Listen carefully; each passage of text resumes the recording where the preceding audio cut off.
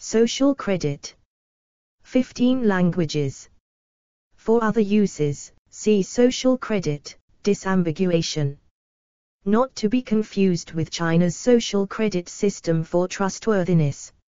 Social credit is a distributive philosophy of political economy developed in the 1920s and 1930s by C.H. Douglas. Douglas attributed economic downturns to discrepancies between the cost of goods and the compensation of the workers who made them. To combat what he saw as a chronic deficiency of purchasing power in the economy, Douglas prescribed government intervention in the form of the issuance of debt-free money directly to consumers or producers, if they sold their product below cost to consumers, in order to combat such discrepancy. 1. In defense of his ideas, Douglas wrote that systems were made for men, and not men for systems. And the interest of man, which is self-development, is above all systems, whether theological, political or economic.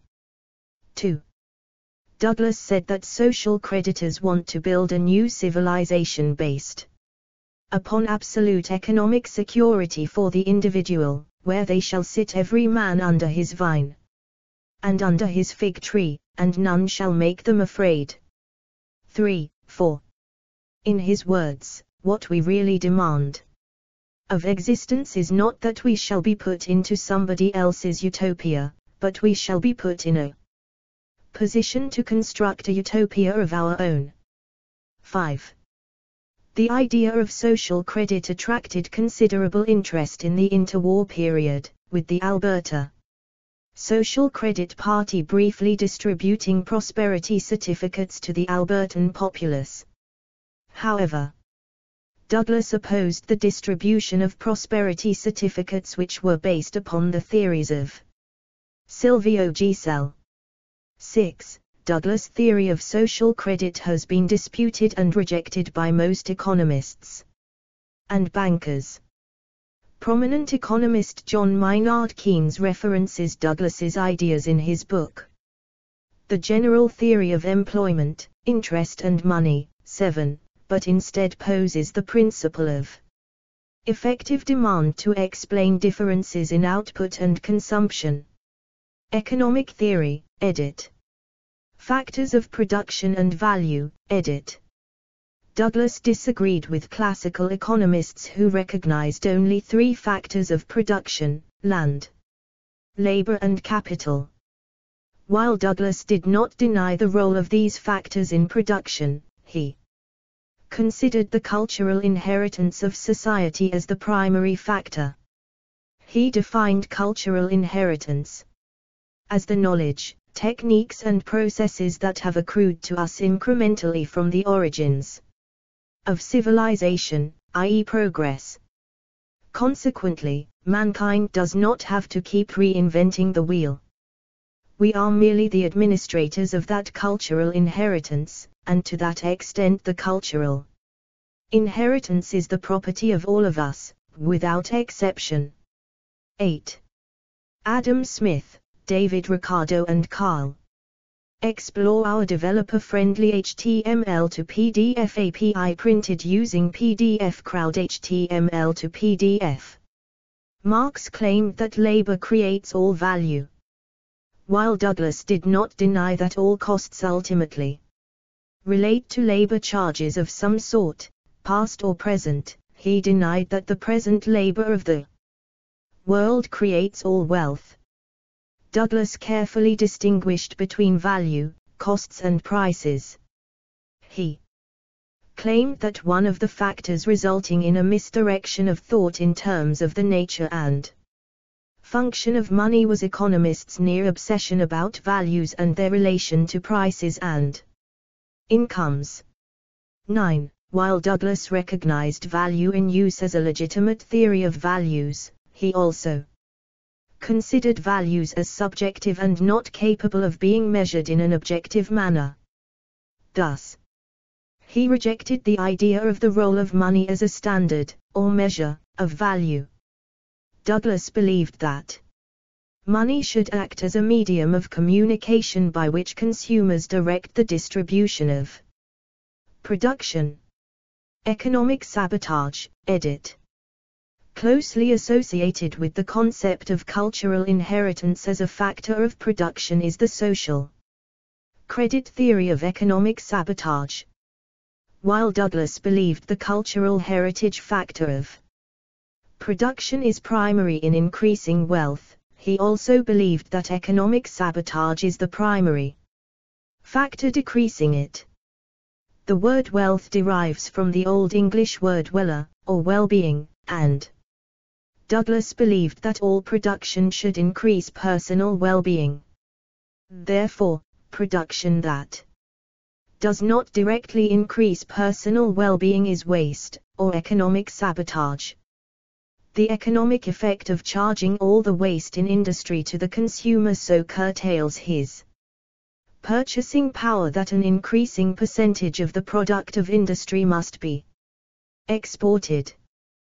The effect of this on the worker is that he has to do many times the amount of work which should be necessary to keep him in the highest standard of living, as a result of an artificial inducement to produce things he does not want, which he cannot buy, and which are of no use to the attainment of his internal standard of well-being. 10. By modern methods of accounting, the consumer is forced to pay for all the costs of production, including waste. The economic effect of charging the consumer with all waste in industry is that the consumer is forced to do much more work than is necessary. Douglas believed that wasted effort could be directly linked to confusion in regard to the purpose of the economic system, and the belief that the economic system exists to provide employment in order to distribute goods and services. But it may be advisable to glance at some of the proximate causes operating to reduce the return for effort, and to realize the origin of most of the specific instances. It must be borne in mind that the existing economic system distributes goods and services through the same agency which induces goods and services, i.e., payment for work in progress. In other words, if production stops, distribution stops, and, as a consequence, a clear incentive exists to produce useless or superfluous articles in order that useful commodities already existing may be distributed. This perfectly simple reason is the explanation of the Explore our developer-friendly HTML to PDF API printed using PDF Crowd HTML to PDF. Increasing necessity of what has come to be called economic sabotage, the colossal waste of effort which goes on in every walk of life quite unobserved by the majority of people because they are so familiar with it, a waste which yet so overtaxed the ingenuity of society to extend it that the climax of war only occurred in the moment when a culminating exhibition of organized sabotage was necessary to preserve the system from spontaneous combustion. 11. Purpose of an economy, edit. Douglas claimed there were three possible policy alternatives with respect to the economic system. 1. The first of these is that it is a disguised government, of which the primary, though admittedly not the only, object is to impose upon the world a system of thought and action. 2. The second alternative has a certain similarity to the first, but is simpler. It assumes that the primary objective of the industrial system is the provision of employment. 3. And the third, which is essentially simpler still, in fact, so simple that it appears entirely unintelligible to the majority, is that the object of the industrial system is merely to provide goods and services. 12. Douglas believed that it was the third policy alternative upon which an economic system should be based, but confusion of thought has allowed the industrial system to be governed by the first two objectives. If the purpose of our economic system is to deliver the maximum amount of goods and services with the least amount of effort, then the ability to deliver goods and services with the least amount of employment is actually desirable. Douglas proposed that unemployment is a logical consequence of machines replacing labor in the productive process, and any attempt to reverse this process through policies designed to attain full employment directly sabotages our cultural inheritance. Douglas also believed that the people displaced from the industrial system through the process of mechanization should still have the ability to consume the fruits of the system, because he suggested that we are all inheritors of the cultural inheritance, and his proposal for a national dividend is directly related to this belief. The Predatory Nature of Money, edit. Douglas criticized classical economics because many of the theories are based upon a barter economy, whereas the modern economy is a monetary one. Initially, money originated from the productive system, when cattle owners punched leather discs which represented a head of cattle. These discs could then be exchanged for corn, and the corn producers could then exchange the disc for a head of cattle at a later date. The word pecuniary, 13, comes from the Latin pecunia, originally and literally meaning cattle, related to pecus, meaning beast. 14. Today, the productive. Explore our developer-friendly HTML to PDF API printed using PDF Crowd HTML to PDF system and the monetary system are two separate entities. Douglas demonstrated that loans create deposits, and presented mathematical proof in his book Social Credit. 15. Bank credit comprises the vast majority of money, and is created every time a bank makes a loan.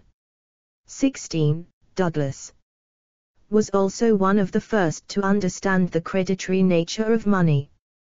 The word credit derives from the Latin credere, meaning to believe. The essential quality of money, therefore, is that a man shall believe that he can get what he wants by the aid of it. 17. According to economists, money is a medium of exchange. Douglas argued that this may have once been the case when the majority of wealth was produced by individuals who subsequently exchanged it with each other.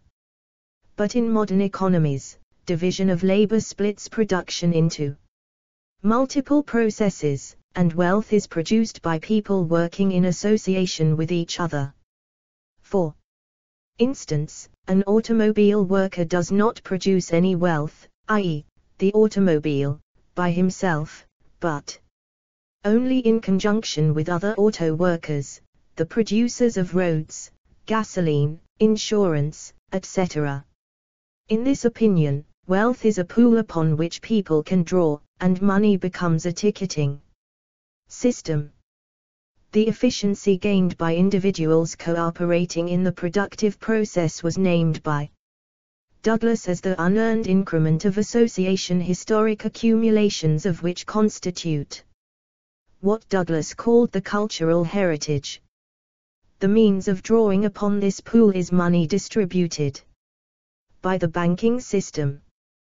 Douglas believed that money should not be regarded as a commodity but rather as a ticket, a means of distribution of production. 18. There are two sides to this question of a ticket representing something that we can call, if we like, a value. There is the ticket itself, the money which forms the thing we call effective demand, and there is something we call a price opposite to it. 18. Money is effective demand, and the means of reclaiming that money are prices and taxes. As real capital replaces labor in the process of modernization, money should become increasingly an instrument of distribution. The idea that money is a medium of exchange is related to the belief that all wealth is created by the current labor of the world, and Douglas clearly rejected this belief, stating that the cultural inheritance of society is the primary factor in the creation of wealth, which makes money a distribution mechanism, not a medium of exchange. Douglas also claimed the problem of production, or scarcity, had long been solved. The new problem was one of distribution.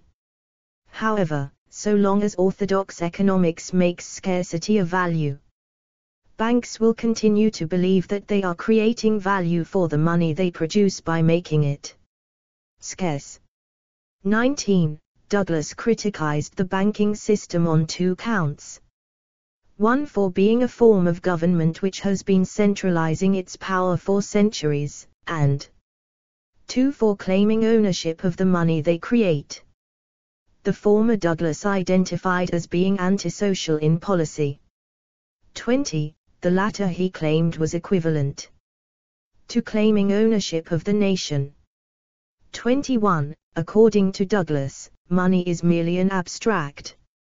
Explore our developer-friendly HTML to PDF API printed using PDF Crowd HTML to PDF. Cumulative payments A and B with steady payments of both A, N, and B, N. In this case the time between present and the future time where the accumulated total of A can cover the current total of A and B grows ever larger, which results in the accumulation of loan credit or export credit. Cumulative payments A and B with a constant ratio of payments B, N, over payments A, N.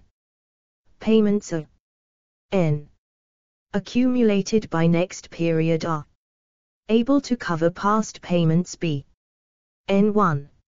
However, this requires that payments A, N, and B, N rise exponentially over time. Representation of the real credit of the community, which is the ability of the community to deliver goods and services, when and where they are required. The A and B Theorem, edit. In January 1919, A Mechanical View of Economics by C.H. Douglas was the first article to be published in the magazine New Age, edited by Alfred Richard Orage, critiquing the methods by which economic activity is typically measured. It is not the purpose of this short article to depreciate the services of accountants. In fact, under the existing conditions probably no body of men has done more to crystallize the data on which we carry on the business of the world, but the utter confusion of thought which has undoubtedly arisen from the calm assumption of the bookkeeper and the accountant that he and he alone was in a position to assign positive or negative values to the quantities represented by his figures is one of the outstanding curiosities of the industrial system, and the attempt to mold the activities of a great empire on such a basis is surely the final condemnation of an outworn method. In 1920, Douglas presented the A and B theorem in his book Credit, Power and Democracy, in Critique of Accounting. Methodology pertinent to income and prices. In the fourth Australian edition of 1933, Douglas states, a factory or other productive organization has, besides its economic function as a producer of goods, a financial aspect. It may be regarded on the one hand as a device for the distribution of purchasing power to individuals through the media of wages, salaries, and dividends, and on the other hand as a manufactory of prices, financial values. From this standpoint, its. Payments may be divided into two groups. Group A, all payments made to individuals, wages, salaries, and dividends.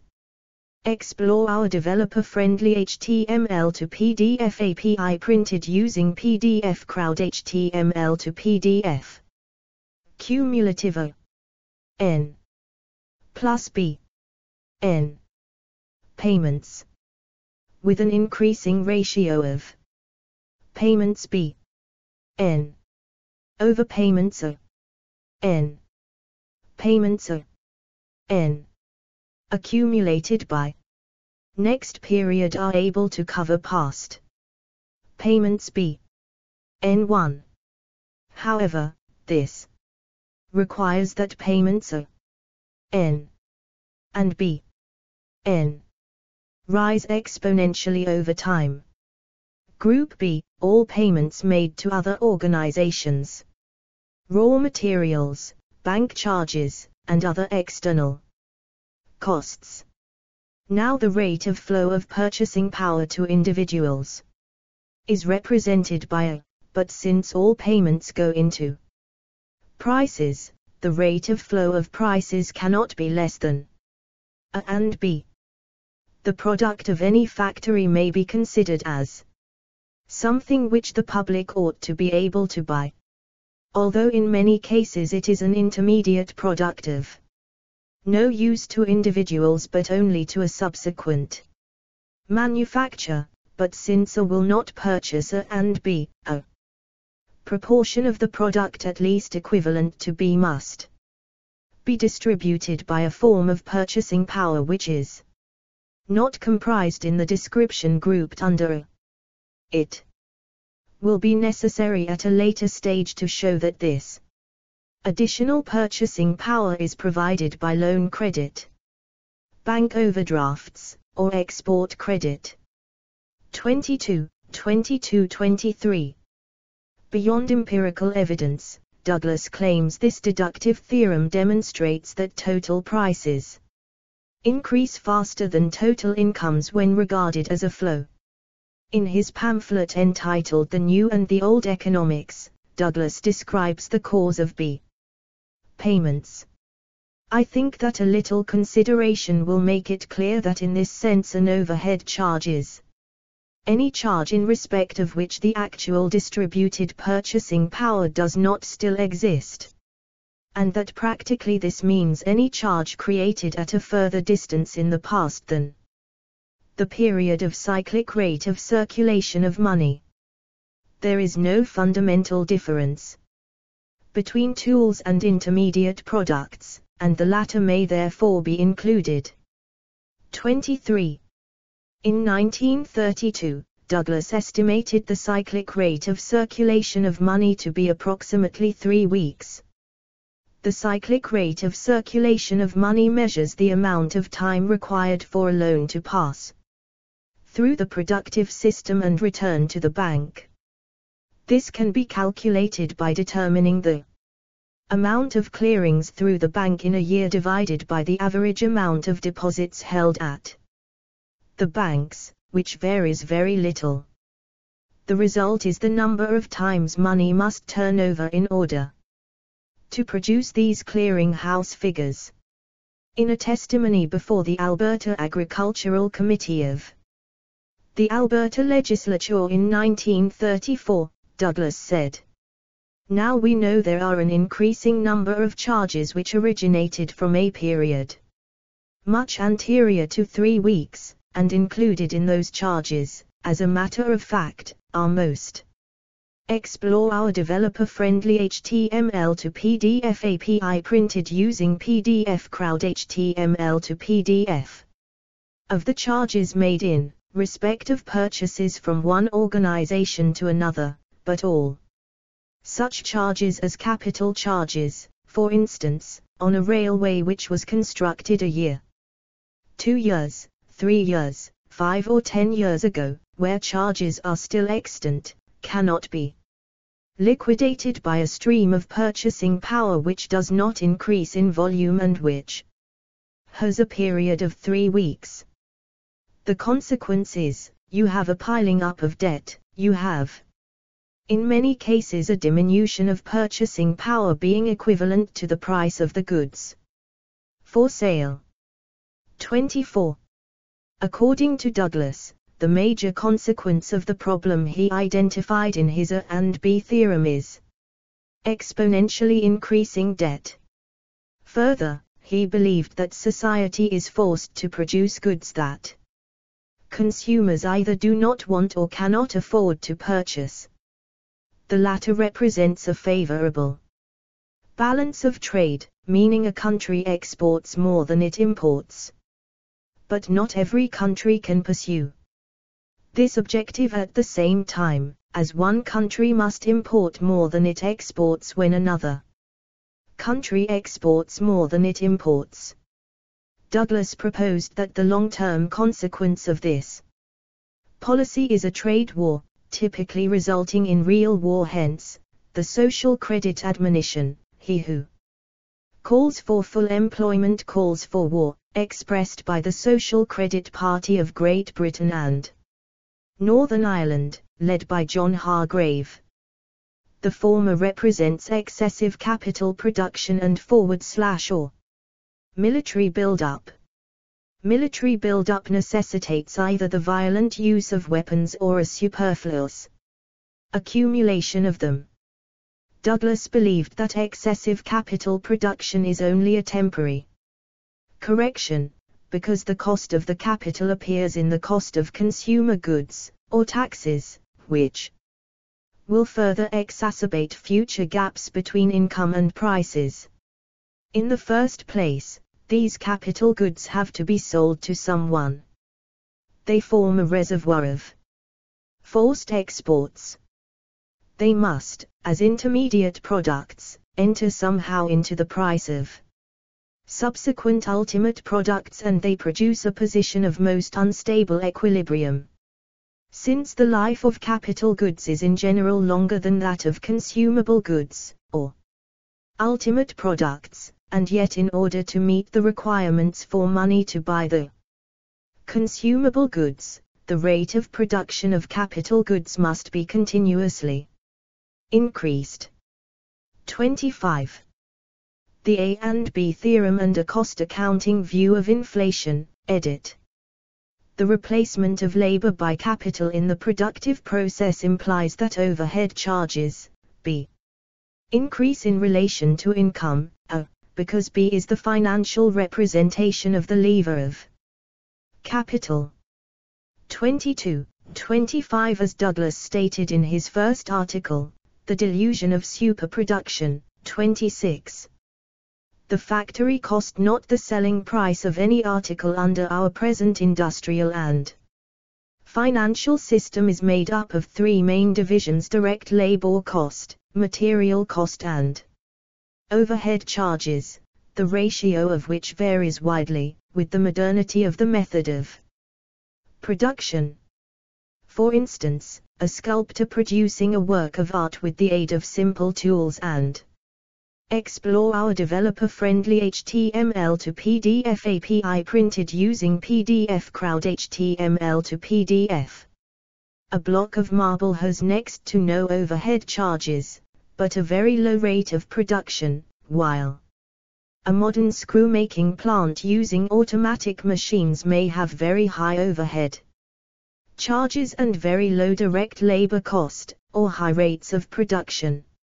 Since increased industrial output per individual depends mainly on tools and method, it may almost be stated as a law that intensified production means a progressively higher ratio of overhead charges to direct labor cost, and, apart from artificial reasons, this is simply an indication of the extent to which machinery replaces manual labor, as it should.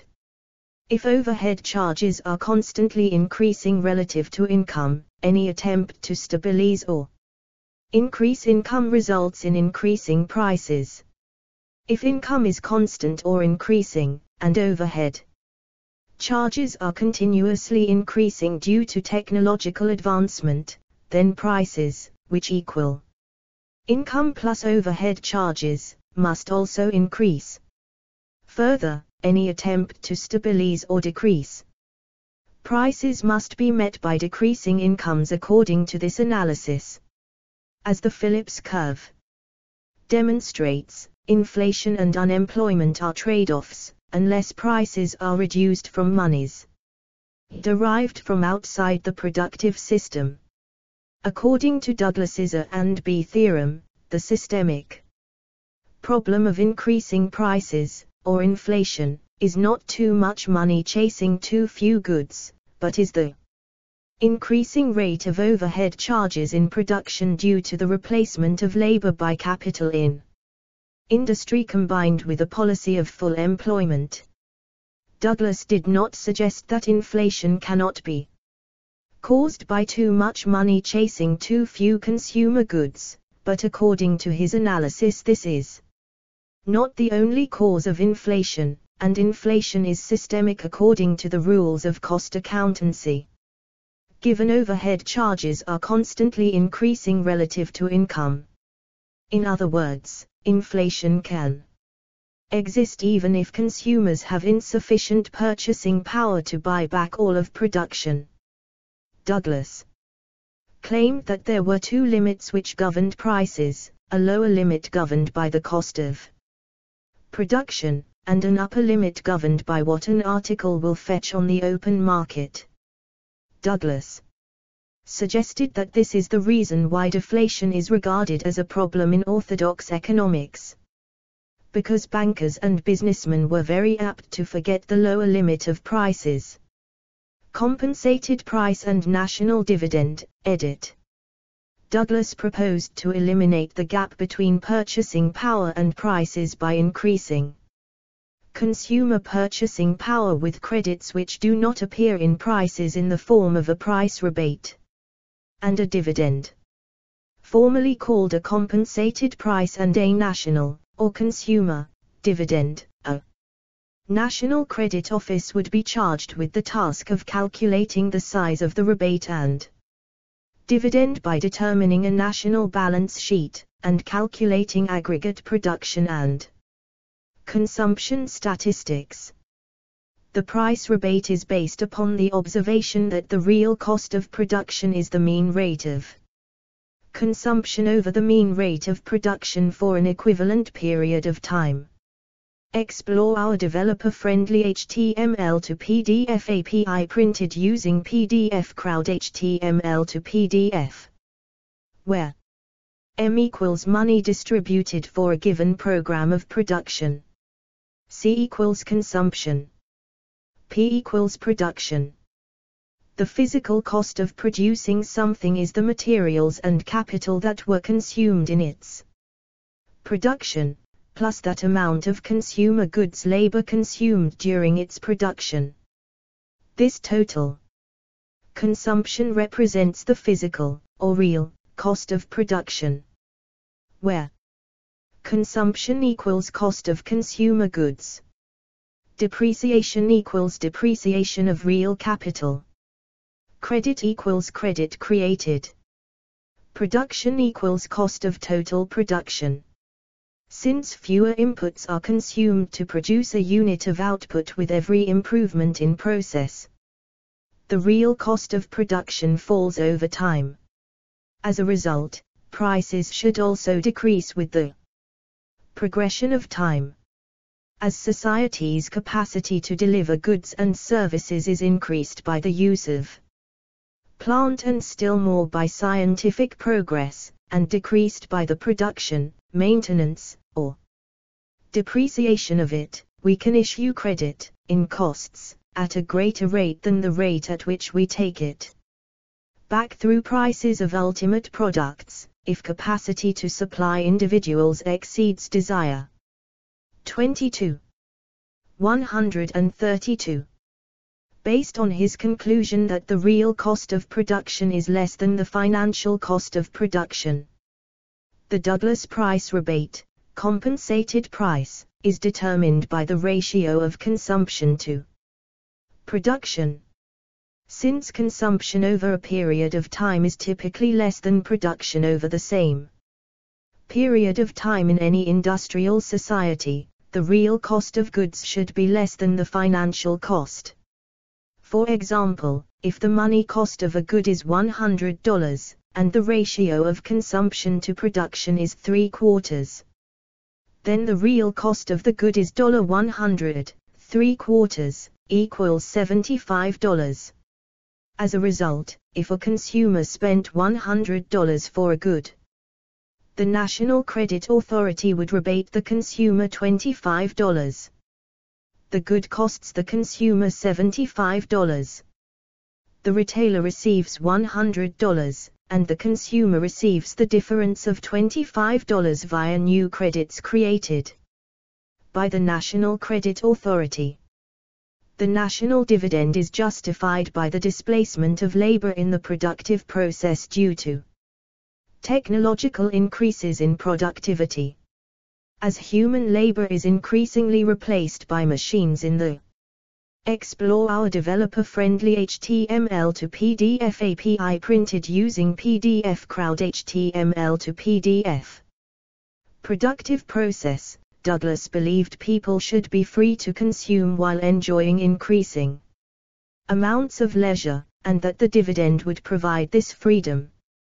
Critics of the A and B theorem and rebuttal, edit. Critics of the theorem, such as J. M. Pullen, Hawtrey and J. M. Keynes argue there is no difference between A and B payments. Other critics, such as Gary North, argue that social credit policies are inflationary. The A and B theorem has met with almost universal rejection from academic economists, on the grounds that, although B payments may be made initially to other organizations, they will not necessarily be lost to the flow of available purchasing power. A and B payments overlap through time. Even if the B payments are received and spent before the finished product is available for purchase, current purchasing power will be boosted by B payments received in the current production of goods that will be available for purchase in the future. 27.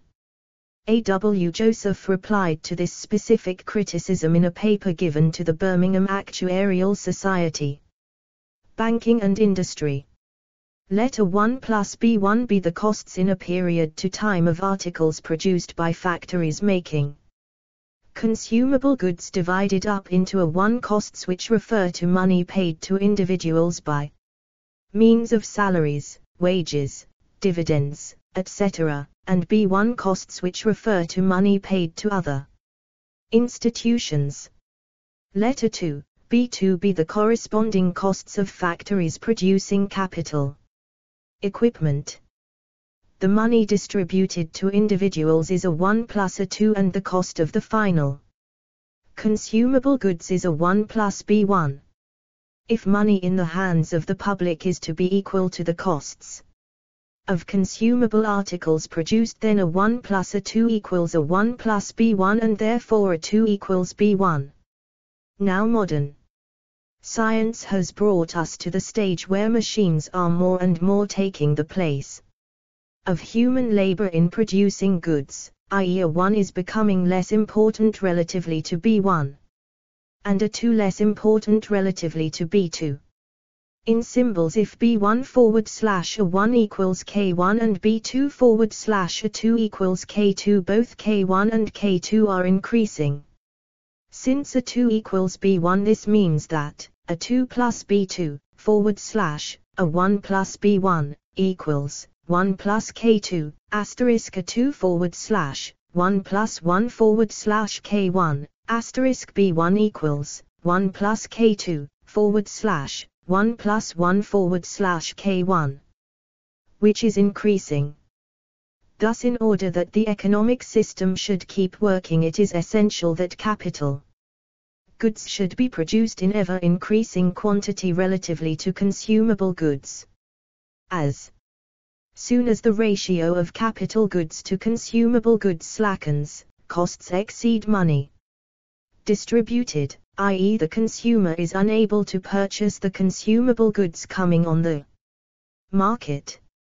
Explore our developer-friendly HTML to PDF API printed using PDF Crowd HTML to PDF. And in a reply to Dr. Hobson, Douglas restated his central thesis, to reiterate categorically, the theorem criticized by Mr. Hobson, the wages, salaries and dividends distributed during a given period do not, and cannot, buy the production of that period, that production can only be bought, i.e., distributed, under present conditions by a draft, and an increasing draft, on the purchasing power distributed in respect of future production, and this latter is mainly and increasingly derived from financial credit created by the banks. 28. Incomes are paid to workers during a multi-stage program of production. According to the convention of accepted orthodox rules of accountancy, those incomes are part of the financial cost and price of the final product. For the product to be purchased with incomes earned in respect of its manufacture, all of these incomes would have to be saved until the product's completion. Douglas argued that incomes are typically spent on past production to meet the present needs of living, and will not be available to purchase goods completed in the future goods, which must include the sum of incomes paid out during their period of manufacture in their price. Consequently, this does not liquidate the financial cost of production inasmuch as it merely passes charges of one accountancy period on as mounting charges against future periods.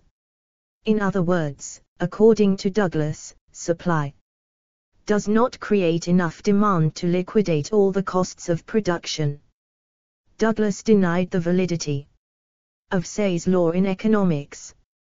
While John Maynard Keynes referred to Douglas as a private, perhaps, but not a major in the brave army of heretics, 29, he did state that Douglas is entitled to claim, as against some of his orthodox adversaries, that he at least has not been wholly oblivious of the outstanding problem of our economic system.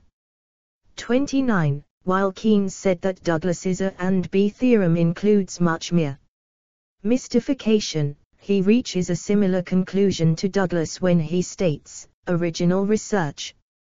Thus the problem of providing that new capital investment shall always outrun capital disinvestment sufficiently to fill the gap between net income and consumption, presents a problem which is increasingly difficult as capital increases.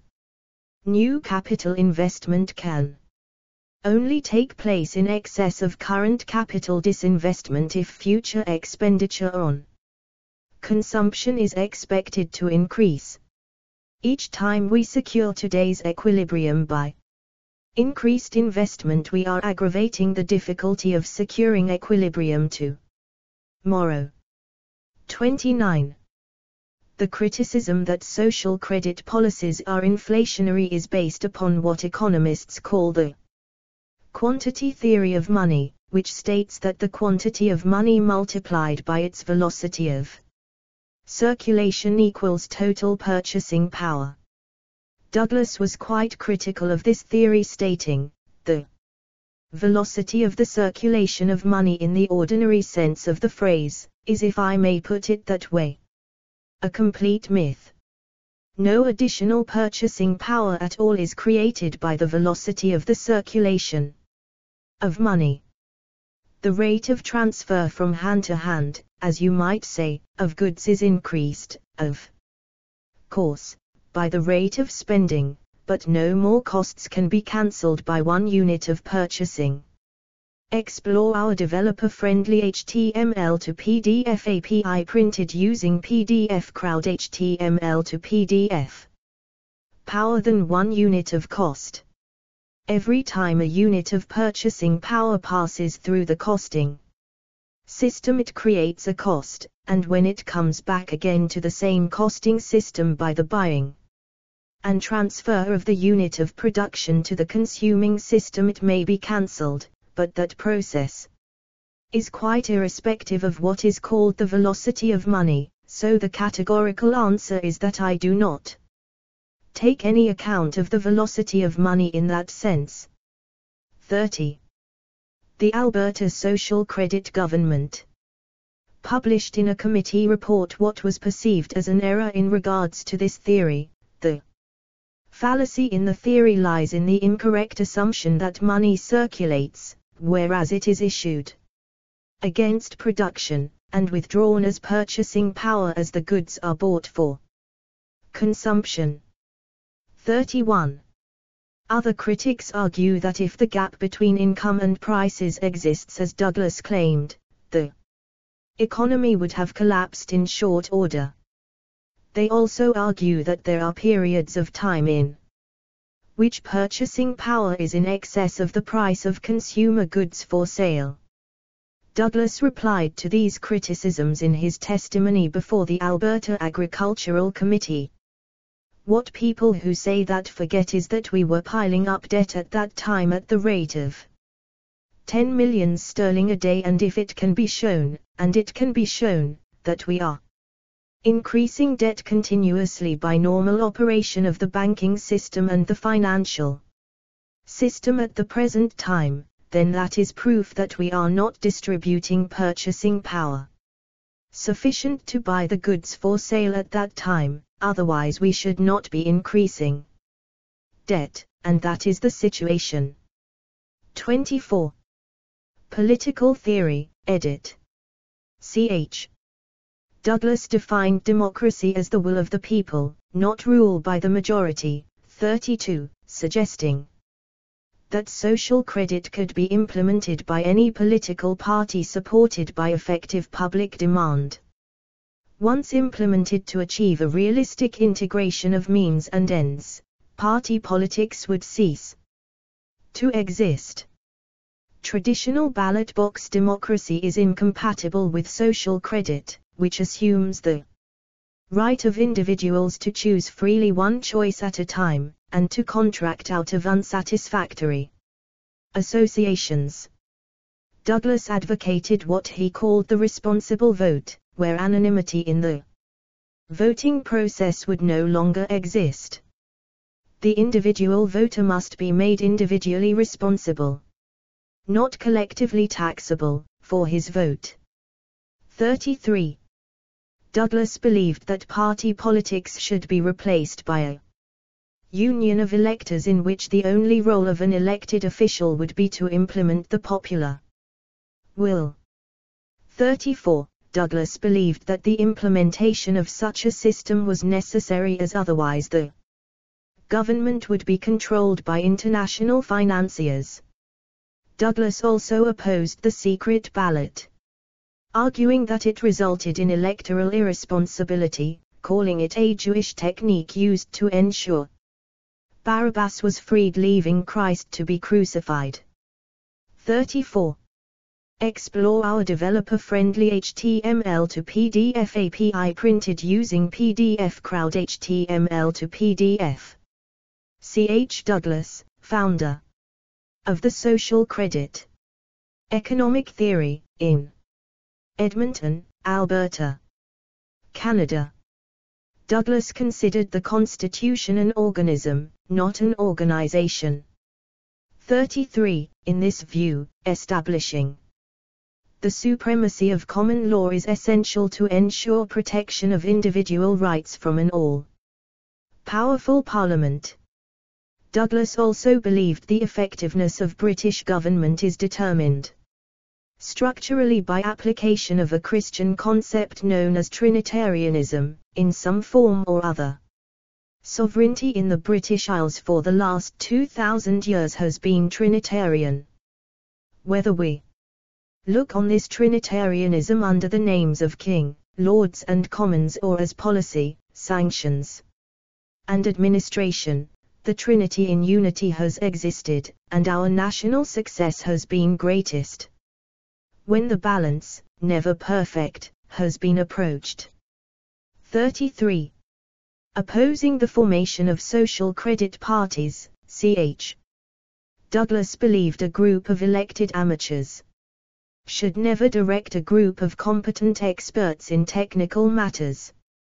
35. While experts are ultimately responsible for achieving results, the goal of politicians should be to pressure those experts to deliver policy results desired by the populace. According to Douglas, the proper function of Parliament is to force all activities of a public nature to be carried on so that the individuals who comprise the public may derive the maximum benefit from them. Once the idea is grasped, the criminal absurdity of the party system becomes evident. 36. History, edit. C.H. Douglas was a civil engineer who pursued his higher education at Cambridge University. His early writings appeared most notably in the British intellectual journal The New Age. The editor of that publication, Alfred Orage, devoted the magazines The New Age and later the New English Weekly to the promulgation of Douglas's ideas, until his death on the eve of his BBC speech on social credit, 5. November 1934, in the Poverty in Plenty series. Douglas's first book, Economic Democracy, was published in 1920. Soon after his article The Delusion of Superproduction, 26, appeared in 1918 in the English Review. Among Douglas's other early works were The Control and Distribution of Production, Credit Power and Democracy, Warning Democracy and the Monopoly of Credit. Of considerable interest is the evidence he presented to the Canadian House of Commons Select Committee on Banking and Commerce, 37. In 1923, to the British Parliamentary Macmillan Committee on Finance and Industry in 1930, which included exchanges with economist John Maynard Keynes, and to the Agricultural Committee of the Alberta Legislature in 1934 during the term of the United Farmers of Alberta government in that Canadian province. Explore our developer-friendly HTML to PDF API printed using PDF Crowd HTML to PDF. The writings of C.H. Douglas spawned a worldwide movement, most prominent in the British Commonwealth, with a presence in Europe and activities in the United States where Orage, during his sojourn there, promoted Douglas's ideas. In the United States, the New Democracy Group was directed by the American author Gorham Munson, who contributed a major book on social credit titled Aladdin's Lamp, The Wealth of the American People. While Canada and New Zealand had electoral successes with social credit political parties, the efforts in England and Australia were devoted primarily to pressuring existing parties to implement social credit. This function was performed especially by Douglas's Social Credit Secretariat in England and the Commonwealth Leagues of Rights in Australia. Douglas continued writing and contributing to the Secretariat's journals, initially Social Credit and soon thereafter The Social Creditor, which continues to be published by the Secretariat, for the remainder of his lifetime, concentrating more on political and philosophical issues during his later years. Origins, edit. It was while he was reorganizing the work at Farnborough, during World War I, that Douglas noticed that the weekly total costs of goods produced was greater than the sums paid to individuals for wages, salaries and dividends. This seemed to contradict the theory of classic Ricardian economics, that all costs are distributed simultaneously as purchasing power. Troubled by the seeming difference between the way money flowed and the objectives of industry, delivery of goods and services. In his opinion, Douglas decided to apply engineering methods to the economic system. Douglas collected data from more than 100 large British businesses and found that in nearly every case, except that of companies becoming bankrupt, the sums paid out in salaries, wages and dividends were always less than the total costs of goods and services produced each week. Consumers did not have enough income to buy back what they had made. He published his observations and conclusions in an article in the magazine The English Review, where he suggested that we are living under a system of accountancy which renders the delivery of the nation's goods and services to itself a technical impossibility. 38. He later formalized this observation in his A and B theorem. Douglas proposed to eliminate this difference between total prices and total incomes by augmenting consumers' purchasing power through a national dividend and a compensated price mechanism. According to Douglas, the true purpose of production is consumption, and production must serve the genuine, freely expressed interests of consumers. In order to accomplish this objective, he believed that each citizen should have a beneficial, not direct, inheritance in the communal capital, conferred by complete access to consumer goods assured by the national dividend and compensated price. 22. For 108 Douglas thought that consumers, fully provided with adequate purchasing power, will establish the policy of production through exercise of their monetary. Explore our developer-friendly HTML to PDF API printed using PDF Crowd HTML to PDF. Vote. 22, 89-91. In this view, the term economic democracy does not mean worker control of industry, but democratic control of credit. 22, 49. Removing the policy of production from banking institutions, government, and industry, social credit envisages an aristocracy of producers, serving and accredited by a democracy of consumers. 22, 95. Political History, edit. During early years of the philosophy, the management of the British Labour Party resisted pressure from some trade unionists to implement social credit, as hierarchical views of Fabian socialism, economic growth and full employment, were incompatible with the national dividend and abolition of wage slavery suggested by Douglas. Citation needed. In an effort to discredit the social credit movement, one leading Fabian, Sidney Webb, is said to have declared that he did not care whether Douglas was technically correct or not, he simply did not like his policy. 39. Better source needed. Relevant. In the Irish Free State promoted by Maud Gonne, 40, and subsequently by Dennis, Ireland, 41, Douglas's ideas briefly spawned the Irish Social Credit Party. Confused in the public mind with the Communist Party of Ireland, its meetings were attacked. 40. Aberhart Administration, edit. In 1935, the world's first, citation needed, social credit government was elected in Alberta, Canada, led by William Aberhart.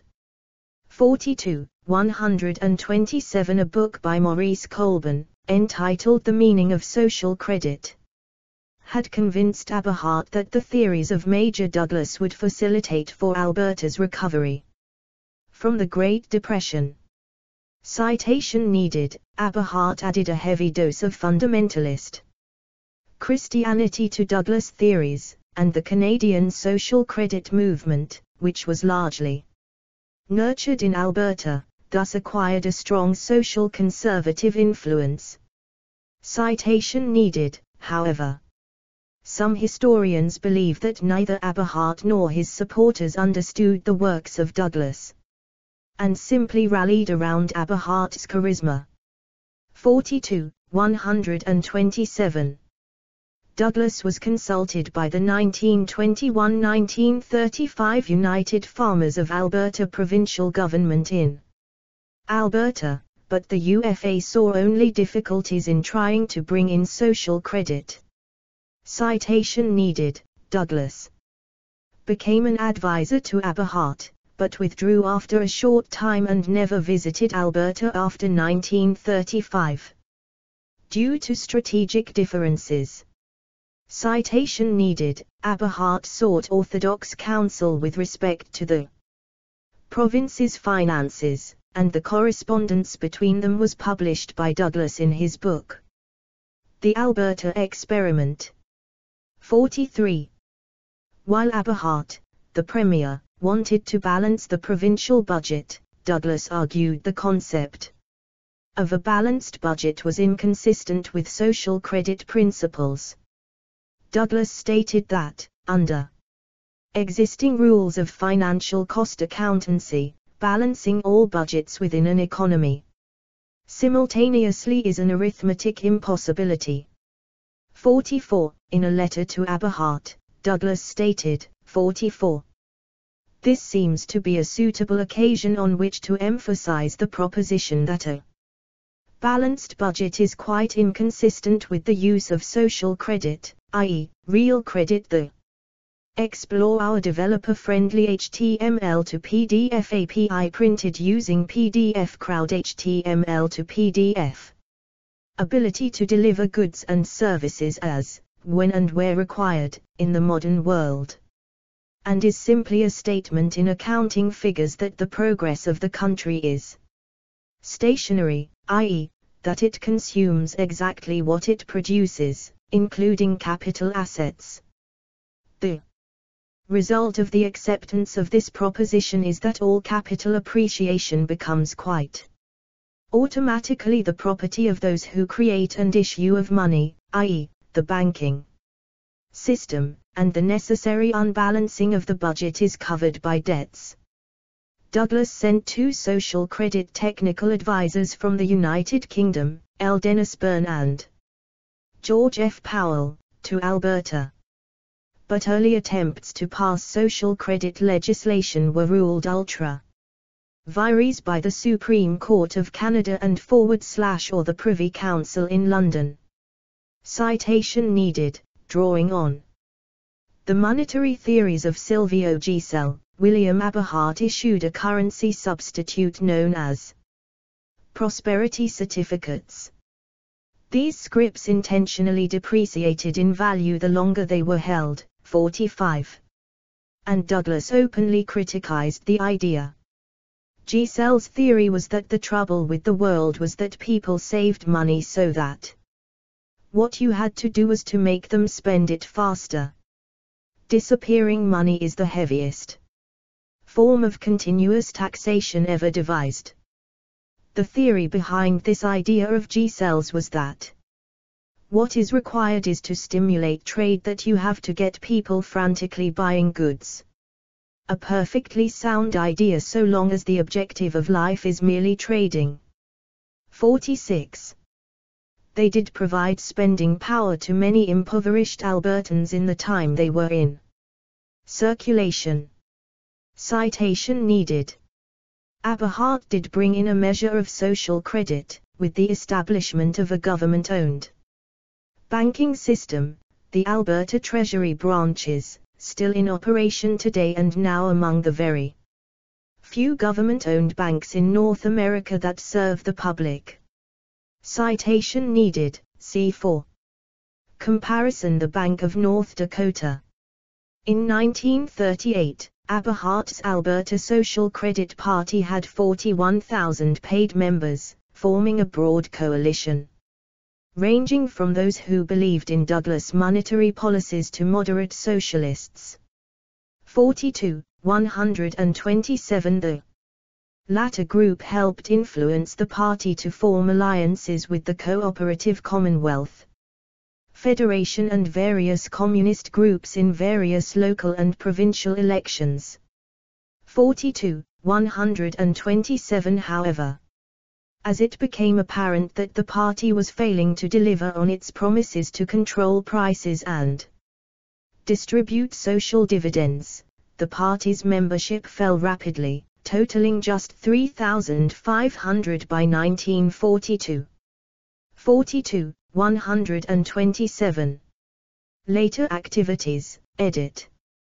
Under Ernest Manning, who succeeded Aberhart after his death in 1943, the Alberta Social Credit Party saw a major revival, with a post-war economic boom and high oil revenues helping the party retain power for a quarter of a century. 42, however, the party soon departed from its origins and became popularly identified as a right-wing populist party, citation needed, focusing much of its efforts. Explore our developer-friendly HTML to PDF API printed using PDF Crowd HTML to PDF. On combating Alberta's unions, 42, 131138 and implementing a Red Scare. 42, 131 in the Secretariat's Journal, an Act for the Better Management of the Credit of Alberta. 47, Douglas published a critical analysis of the social credit movement in Alberta. 48, 49, in which he said, the Manning administration is no more a social credit administration than the British government is Labour. Manning accused Douglas and his followers of antisemitism, and purged Douglasites from the Alberta government. Citation needed. The British Columbia Social Credit Party won power in 1952 in the province to Alberta's west, but had little in common with social credit bank reform, Major Douglas or his theories. Citation needed. Social credit parties also enjoyed some electoral success at the federal level in Canada. Citation needed. The Social Credit Party of Canada was initiated mostly by Albertans, and eventually created another base of support in Quebec. Citation needed. Social credit also did well nationally in New Zealand, where it was the country's third party for almost 30 years. Citation needed. Philosophy, edit. Douglas described social credit as the policy of a philosophy, and warned against considering it solely as a scheme for monetary reform. 50. He called this philosophy practical Christianity and stated that its central issue is the incarnation. Douglas believed that there was a canon which permeated the universe, and Jesus Christ was the incarnation of this canon. However, he also believed that Christianity remained ineffective so long as it remained transcendental. Religion, which derives from the Latin word religare, to bind back, was intended to be a binding back to reality. 51. Social credit is concerned with the incarnation of Christian principles in our organic affairs. Specifically, it is concerned with the principles of association and how to maximize the increments of association which redound to satisfaction of the individual in society while minimizing any decrements of association. 52. The goal of social credit is to maximize immanent sovereignty. Social credit is consonant with the Christian doctrine of salvation through unearned grace, and is therefore incompatible with any variant of the doctrine of salvation through works. Works need not be of purity in intent or of desirable consequence and in themselves alone are as filthy rags. For instance, the present system makes destructive, obscenely wasteful wars a virtual certainty which provides much work for everyone. Social credit has been called the third alternative to the futile left-right duality. 53. Although Douglas defined social credit as a philosophy with Christian origins, he did not envision a Christian theocracy. Douglas did not believe that religion should be mandated by law or external compulsion. Practical Christian society is Trinitarian in structure, based upon a constitution where the constitution is an organism changing in relation to our knowledge of the nature of the universe.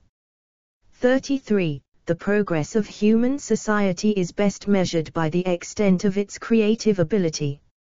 Explore our developer-friendly HTML to PDF API printed using PDF Crowd HTML to PDF.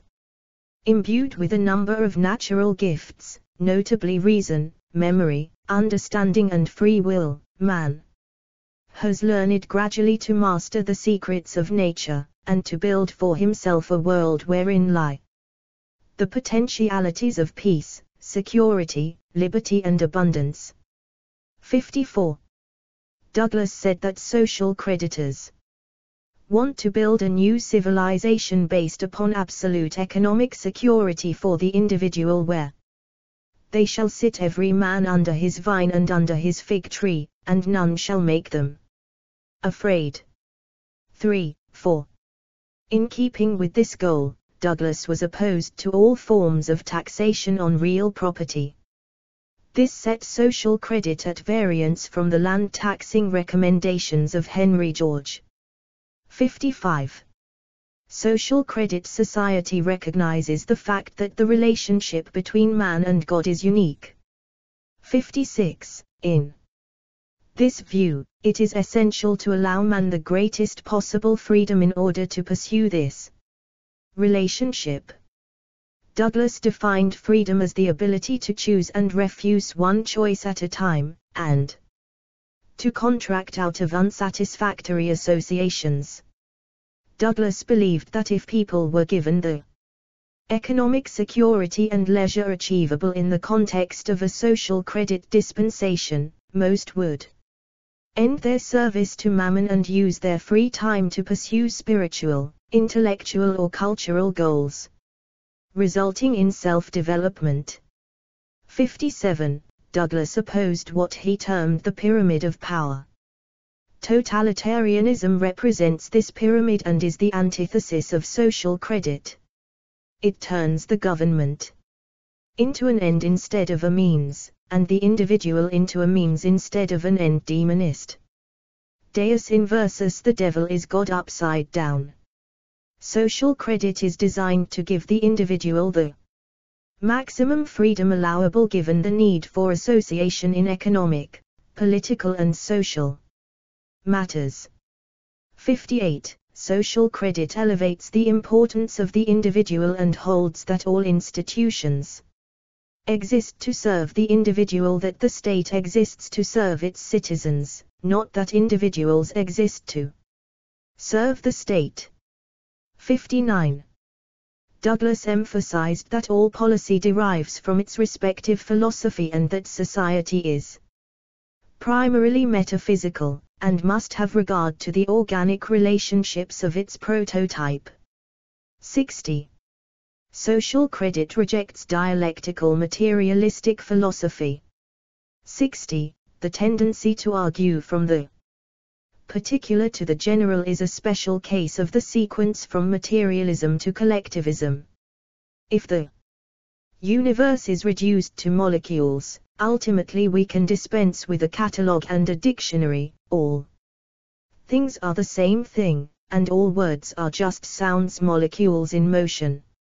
51.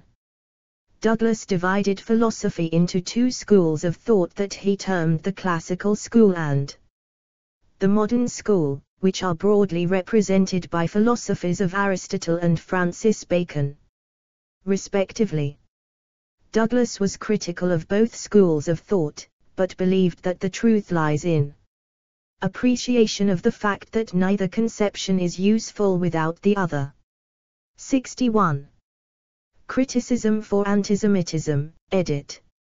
Social creditors and Douglas have been criticized for spreading antisemitism. Douglas was critical of international Jewry, especially in his later writings. He asserted that such Jews controlled many of the major banks and were involved in an international conspiracy to centralize the power of finance. Some people, who have claimed that Douglas was anti-Semitic because he was quite. Explore our developer-friendly HTML to PDF API printed using PDF Crowd HTML to PDF. Critical of pre-Christian philosophy.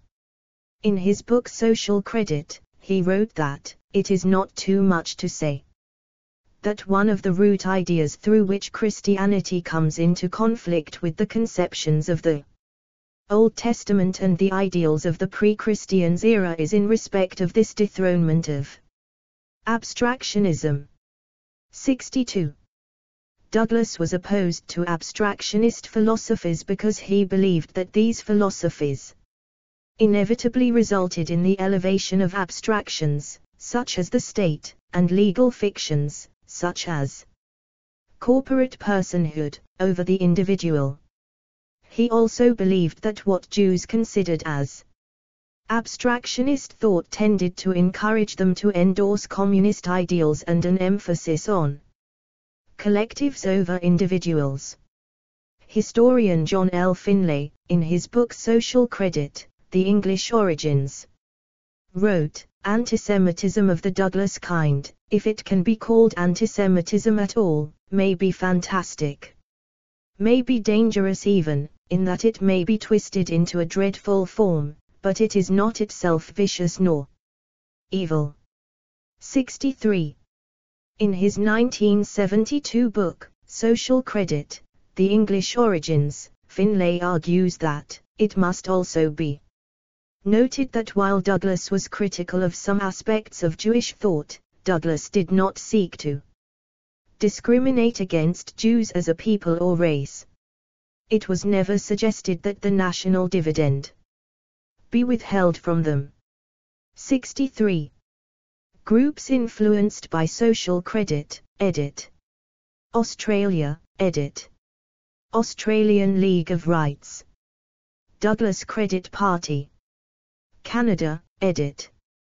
Federal political parties. Social Credit Party of Canada / Canadian Social Credit Movement. Ralliement Creditist.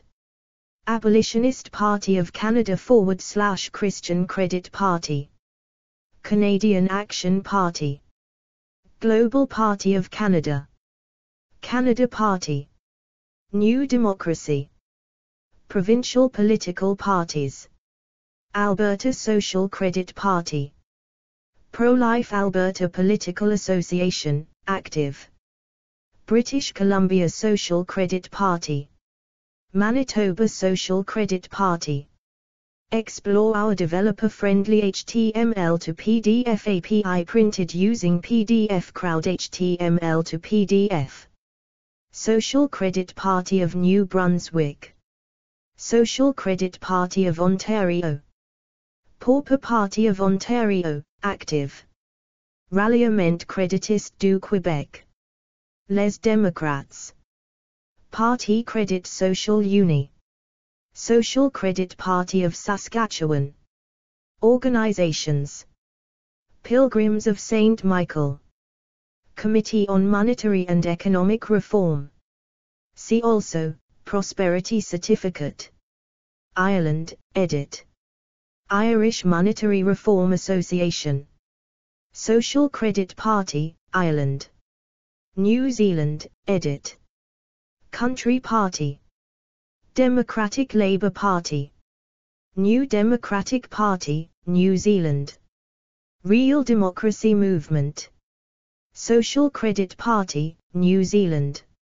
New Zealand Social Credit Association, Inc., 1. Solomon Islands, edit. Solomon Islands Social Credit Party, active. United Kingdom, edit. Douglas Social Credit Secretariat. Social Credit Party of Great Britain and Northern Ireland. Populist Alliance, active. Literary Figures, edit. as lack of finance has been a constant impediment to the development of the arts and literature. The concept of economic democracy through social credit had immediate appeal in literary circles. Names associated with social credit include C.M. Grieve, Charlie Chaplin, William Carlos Williams, Ezra Pound, J.R.R. Tolkien, C.S. Lewis, T.S. Eliot, Flannery O'Connor, Dorothy Day, Thomas. Explore our developer-friendly HTML to PDF API printed using PDF Crowd HTML to PDF. Merton, Herbert Reed, George Orwell, Aldous Huxley, Ray Bradbury, Dennis Ireland, Storm. Jameson, Imara Duffy, Sybil Thorndike, Bonamy Dobry, Eric de Mere and the American. Publisher James Laughlin. Hilaire Belloc and G.K. Chesterton espoused similar ideas. In 1933, Imara Duffy published Asses in Clover, a science fiction fantasy exploration of social credit. Themes. His social credit economics book Life and Money, being a critical examination of the principles and practice of orthodox economics with a practical scheme to end the muddle it has made of our civilization, was endorsed by Douglas. Robert A. Heinlein described a social credit economy in his 2003 posthumously published first novel. Written in 1938, For Us, the Living, a comedy of customs, and his 1942 novel Beyond This Horizon describes a similar system in less detail. In Heinlein's future society, government is not funded by taxation. Instead, government controls the currency and prevents inflation by providing a price rebate to participating business and a guaranteed income to every citizen.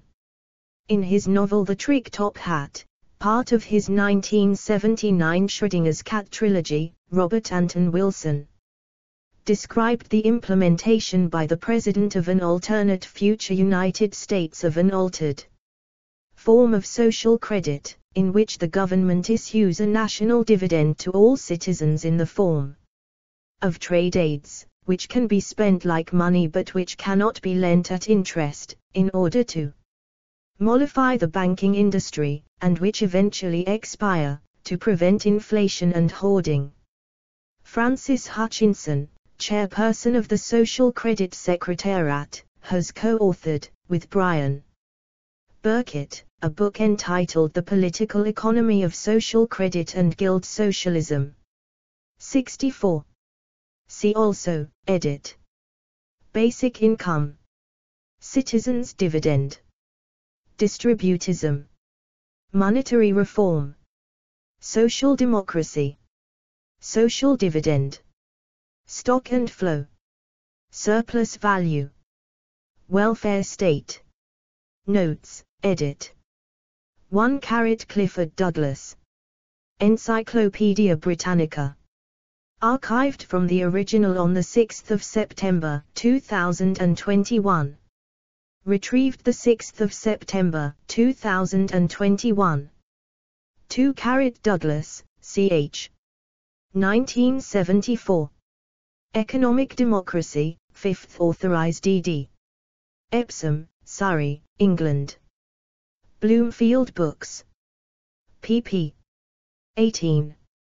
ISBN 978-0-904656-06-0. Retrieved 12 November 2008. Explore our developer-friendly HTML to PDF API printed using PDF Crowd HTML to PDF. 3 A.B. Douglas, ch. 1954. Cover. The Douglas Quarterly Review. The Fig Tree, New Series. Volume 1. No. June. Belfast, Northern Ireland, KRP. Publications, published 1954-1955. Cover. 4 A.B. Mika 4:4. 5 Douglas, ch. 1933. Major ch. Douglas speaks. Sydney, Douglas Social Credit Association, 41. Cite journal requires journal equals, help. 6 Douglas, ch. The Approach to Reality, PDF. The Australian League of Rights. Retrieved. The 27th of February, 2008. 7 Keynes, John M. 1936. The General Theory of Employment, Interest and Money. London. Macmillan and Co. Limited pp. 32, 98 100, 37371. ISBN 978-1-56000-149-2. 8 Douglas, ch. The 22nd of January, 1934, The Monopolistic Idea, PDF, Melbourne Town Hall, Melbourne, Australia, The Australian League of Rights, retrieved the 28th of February, 2008. 9 Douglas, ch. 1973.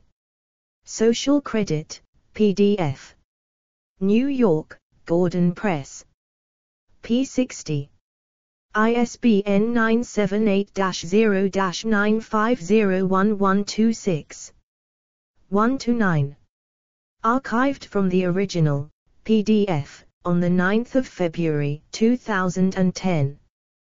10 Douglas, ch. 1919. A Mechanical View of Economics, PDF. The New Age. 1373. Volume.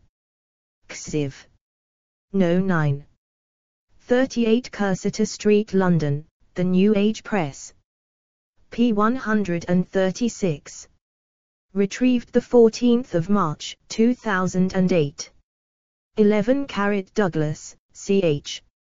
1974. Economic Democracy, 5th Authorized Edition. Epsom, Surrey, England. Bloomfield Books. pp. 74. ISBN 978-0-904656-06-0. Retrieved the 11th of December, 2008. 12 Douglas, ch. 1935. Warning Democracy, PDF. Australian League of Rights. Retrieved. The 18th of December, 2008. 13 Cowards Part #1. BillCasselman.com. Archived from the original on the 8th of March, 2016. 14 Pollock, Frederick, 1996. The History of English Law Before the Time of Edward I. Law Book. Exchange Limited, 151. Cite journal requires journal equals, help. 15 Douglas, ch. The Working of the Money System. Social Credit. Mondo Politico. Retrieved. The 27th of February, 2008. 16 The Bank in Brief, Canada's Money Supply, PDF.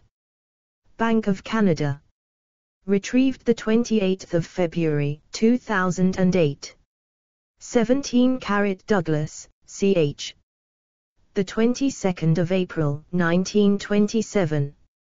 Engineering, Money and Prices, PDF. Institution of Mechanical Engineers, Warning Democracy, 15. Retrieved the 28th of February, 2008. Cite journal requires journal equals, help. 18 A.B. Douglas, ch.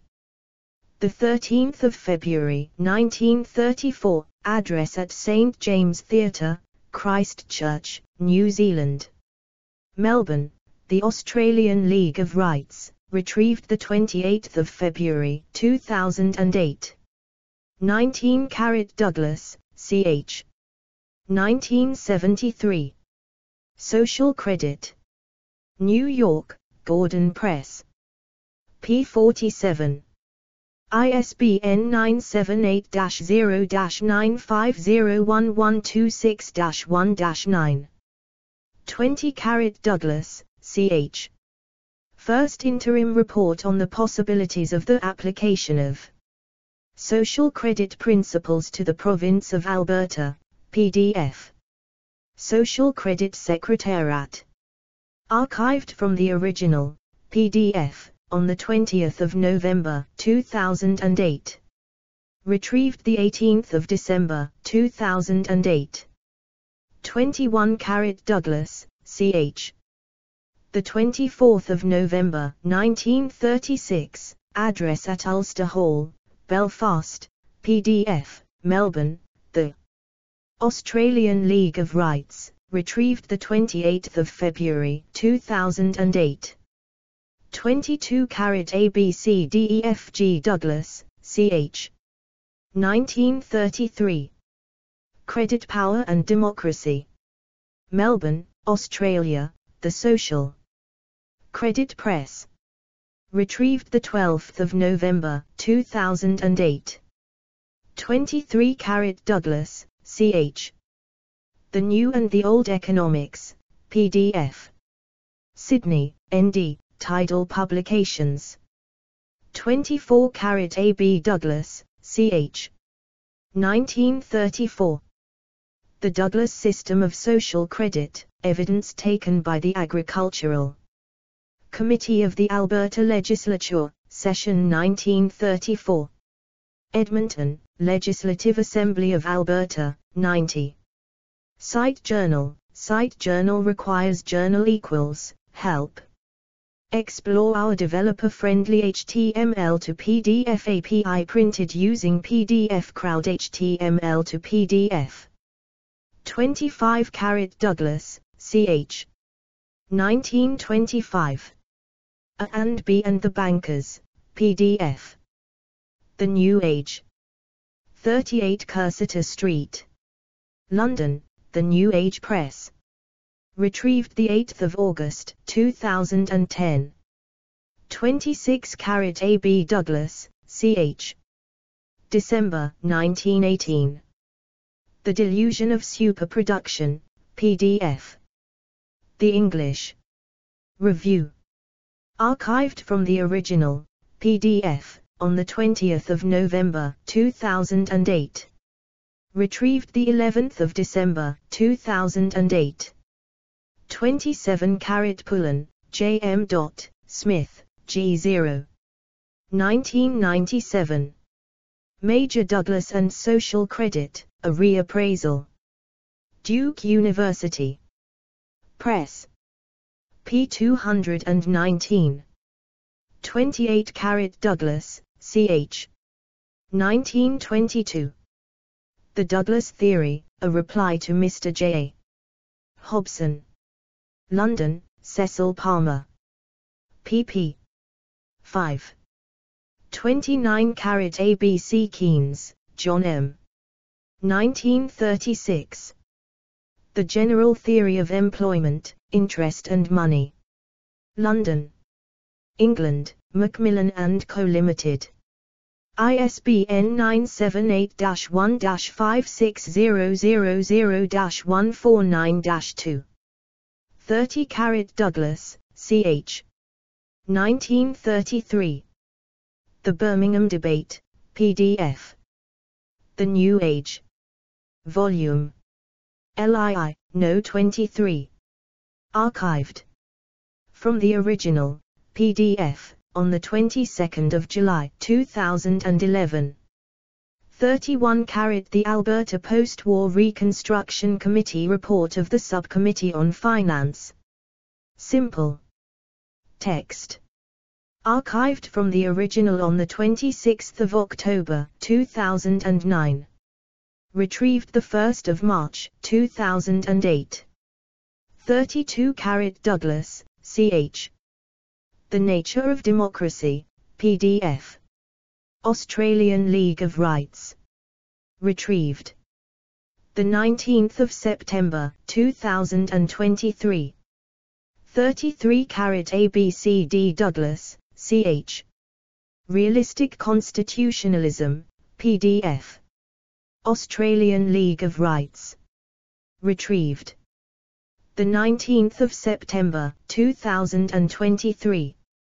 34 AB Stingel, Janine, the 24th of February, 2000. Social Discredit, Antisemitism, Social Credit, and the Jewish Response. McGill Queen's Press, MCUP. ISBN 9780773520103. 35 Douglas, ch. The 7th of March, 1936, address at Westminster, PDF, Melbourne, Australian League of Rights, retrieved the 28th of February, 2008. 36 Douglas, ch.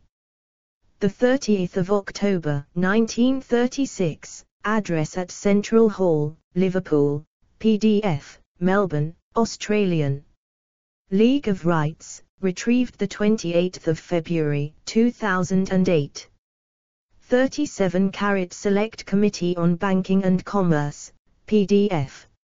1923. Archived from the original, PDF. On the 3rd of February, 2009. Retrieved the 11th of December, 2008. 38 Douglas, ch. December, 1918. The Delusion of Superproduction. English Review. 39 Lee, Jeremy, July, 1972. Ch. Douglas The Man and the Vision, PDF. Australian League of Rights. P6. 40 AB Warren, Gordon, the 24th of November, 2020. Mordgon and the 1930s Movement for Basic Income in Ireland. RTE. 41 Ireland, Dennis, 1944. The Age of Unreason, A Short History of Democracy in Our Times. Dublin. Abbey Publications. 42 ABCDEFGH Finkel, Alvin, 1988. The Cold War, Alberta Labour, and the Social Credit Regime. Labour/Le Travail. 21, 123152. Do. 10.2307/25142941. ISSN 0700-3862. JSTA 25142941. S2 SID 14305945. 43 Douglas, ch. 1937. The Alberta Experiment, PDF. London, Eyre and Spottywood. 44 AB Douglas, ch. The 28th of July, 1932. The Fallacy of a Balanced Budget. The New English Weekly. pp. 3467. Archived from the original on the 20th of June, 2010. 45 Glenbow Museum. Prosperity Certificate. Glenbow Museum. Archived from the original on 2 October, 2008. Retrieved the 27th of February, 2008. Explore our developer-friendly HTML to PDF API printed using PDF Crowd HTML to PDF. 46 Douglas, ch. The Approach to Reality, PDF. The Australian League of Rights. Retrieved. The 27th of February, 2008. 47 Douglas, ch. 1947. An Act for the Better Management of the Credit of Alberta. The Social Creditor. Volume 17, No. 23. Liverpool, KRP. Publications Limited. Published 8 February 1947. 48 Douglas, ch. 1947. Social Credit in Alberta. The Social Creditor. Volume 20, No. 26. Liverpool, KRP. Publications Limited. Published 28 August 1947. 49 Douglas, ch. 1947. Social Credit in Alberta. The Social Creditor. Volume 21, No. 1, 2. Liverpool, KRP. Publications Limited. Published 11 September 1947. 50 Douglas, ch. The Policy of a Philosophy. Australian League of Rights. Archived from the original on 4 September 2007. Retrieved 1 March 2008.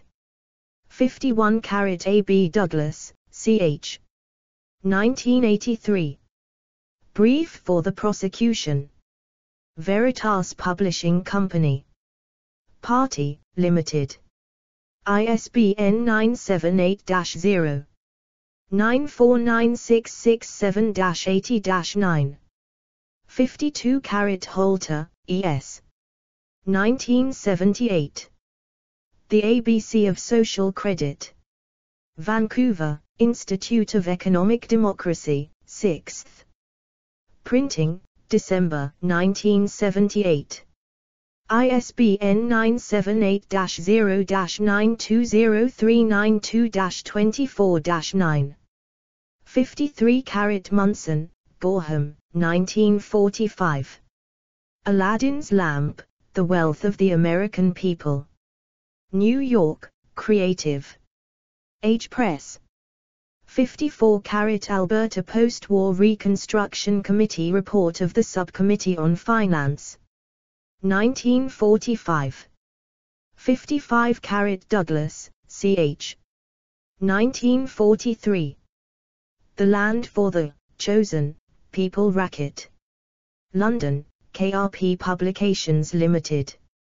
56 Monaghan, Brian, 1971. Why I Am a Social Creditor, PDF. Sydney, Tidal Publications. P3. ISBN 978-0-85855-001-8. 57 The Use of Social Credit. 58 Monaghan, Brian, 1971. Why I Am a Social Creditor, PDF. Tidal Publications. P7. ISBN 978-0. 85855-001-8. 59 Douglas, ch. 1920. Economic Democracy. Melbourne, Heritage for Institute of Economic Democracy. pp. 33. ISBN 978-0-904656-00-8. 60 ABCH. Douglas Letter to L.D. Byrne, 28 March 1940. 61 Douglas, ch. Static and Dynamic Sociology. Social Credit. Mondo Politico. Retrieved 1 March 2008. 62 Douglas, ch. 1973. Social Credit, PDF. New York, Gordon Press. p22. ISBN 978-0-9501126. 1-9. Archived from the original, PDF, on the 9th of February 2010. 63 A.B. Finlay, John L., 1972. Social Credit, The English Origins. Montreal, McGill Queen's University Press. pp. 105. ISBN 978-0-7735-0111-9. 64 Hutchinson, Francis, 1997. Political Economy of Social Credit and Guild Socialism. UK, Routledge. ISBN 978-0-415-14709-5. Further reading, edit. Economic Democracy, by C. H. Douglas, 1920, new edition, December 1974, Bloomfield. Books, ISBN 0-904656-06-3. Major Douglas, The Policy of Philosophy, by John W. Hughes, Edmonton, Brightest Pebble. Publishing Company, 2004, first published in Great Britain by Wetherspoon Associates, 2002. Major Douglas and Alberta Social Credit, by Bob Hesketh, ISBN 0-8020-4148-5.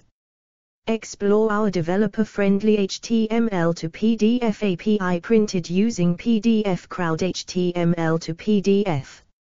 Fiction and Poetry, edit. For Us, The Living, A Comedy of Customs, by Robert A. Heinlein. Beyond This Horizon, by Robert A. Heinlein.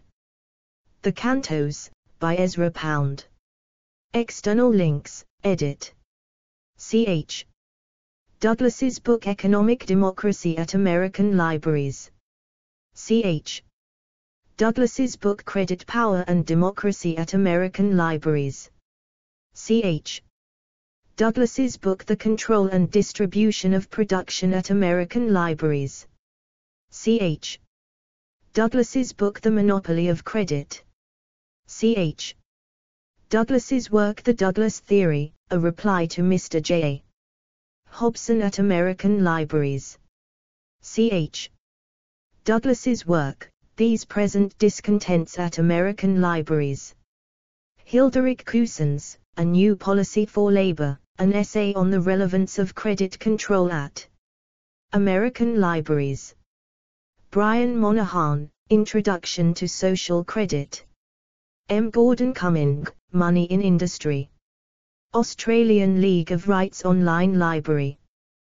The Green Shirt Movement for Social Credit Party of Great Britain Archives. Social Credit School of Studies. Social Credit Secretariat. Social Credit Website. Clifford Hugh Douglas Institute. Catalogue of the Social Credit Publications Collection, held at the Modern Records Centre.